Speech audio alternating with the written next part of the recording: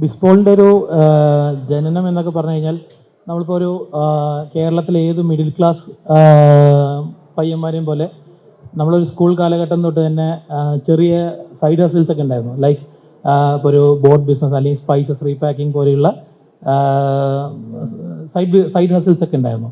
അതിനുശേഷം CA പഠനം തുടങ്ങി. ആ കാലത്തും അതുപോലെ തന്നെ CA പാസ്സായ ശേഷം പ്രാക്ടീസ് തുടങ്ങി.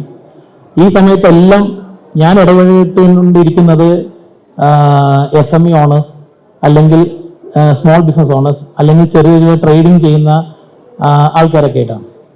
അപ്പോൾ ഈ സമയത്തെല്ലാം എൻ്റെ ഉള്ളിൽ ഉടക്കിക്കൊണ്ടിരിക്കുന്ന ഒരു പോയിന്റ് എന്തായിരുന്നു വെച്ച് കഴിഞ്ഞാൽ, നമ്മുടെ നാട്ടിൽ ഇപ്പോൾ ഒരു 5 crores ക്യാപിറ്റൽ വെച്ച് ബിസിനസ് സ്റ്റാർട്ട് ചെയ്യുന്ന ഒരു വ്യക്തിയും അതേപോലെ തന്നെ 50 lakhs ക്യാപിറ്റൽ വെച്ച് ബിസിനസ് സ്റ്റാർട്ട് ചെയ്യുന്ന വ്യക്തിക്കും 5 lakhs ക്യാപിറ്റൽ വെച്ച് ബിസിനസ് സ്റ്റാർട്ട് ചെയ്യുന്ന വ്യക്തിക്കും 90% of registrations, legal compliances, accounting or auditing requirements എല്ലാം സെയിം ആണ്. ഓക്കെ, അപ്പോൾ അതേപോലെ തന്നെ ഓരോ ആവശ്യങ്ങൾക്കും ഇവർക്ക് മൾട്ടിപ്പിൾ പ്രൊഫഷണൽസിനെ ഡിപ്പെൻഡ് ചെയ്യണം. ലൈക്ക് ഒരു കമ്പനി രജിസ്റ്റർ ചെയ്യണമെങ്കിൽ ഒരു കമ്പനി സെക്രട്ടറി ഡിപ്പെൻഡ് ചെയ്യണം, ഒരു ടാക്സേഷൻ അല്ലെങ്കിൽ ഓഡിറ്റിംഗ് അക്കൗണ്ടിങ് റിലേറ്റഡ് ആയിട്ട് കാര്യങ്ങൾക്ക് ചാർട്ടേഡ് അക്കൗണ്ടന്റ് ചെയ്യണം, അല്ലെങ്കിൽ ഒരു ട്രേഡ് മാർക്കിന്റെ ആവശ്യത്തിന് ഒരു ലോയറെ ഡിപ്പെൻഡ് ചെയ്യണം. അപ്പോൾ ഇത് ഞാൻ പറഞ്ഞ ഒരു 5 crores ക്യാപിറ്റലൊക്കെ വെച്ച് തുടങ്ങുന്ന ഒരു ബിസിനസ് ഓണറെ സംബന്ധിച്ചിടത്തോളം അതെല്ലാം ഓക്കെയാണ്. അവർക്ക് ആവശ്യത്തിനുള്ള അഡിക്വേറ്റ് ആയിട്ടുള്ള ഫിനാൻഷ്യൽ റിസോഴ്സ് ഉണ്ടാവും.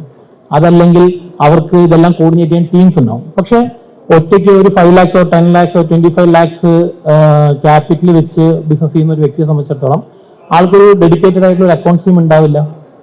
അതേപോലെ തന്നെ ലിമിറ്റഡ് ആയിട്ടുള്ള ഒരു ക്യാപിറ്റൽ റിസോഴ്സിലാണ് അവർ ചെയ്യുന്നത്.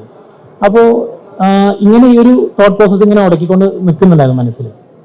അപ്പോൾ ഇതിനെ എങ്ങനെ ഡെമോക്രറ്റൈസ് ചെയ്യാം, എല്ലാ സർവീസസും അണ്ടർ വൺ റൂഫ് കൊണ്ടുവന്ന് അതിനെ കോസ്റ്റ് എഫക്റ്റീവ് ആക്കിക്കൊണ്ട് സ്മോൾ ബിസിനസ് ഓണേഴ്സിന് എങ്ങനെ കൂടുതൽ ഇതിലോട്ട് ആക്സസിബിലിറ്റി കൊടുക്കാം, അഫോർഡബിൾ ആക്കാം എന്നുള്ള തോട്ട് പ്രോസസ്സിലായിരുന്നു. CA പ്രാക്ടീസ് അതിൻ്റെ കൂടെ നടക്കുന്നതുകൊണ്ട് തന്നെ അതിന് വലിയ സീരിയസ്നെസ് കൊടുത്തിട്ടുണ്ടായിരുന്നില്ല.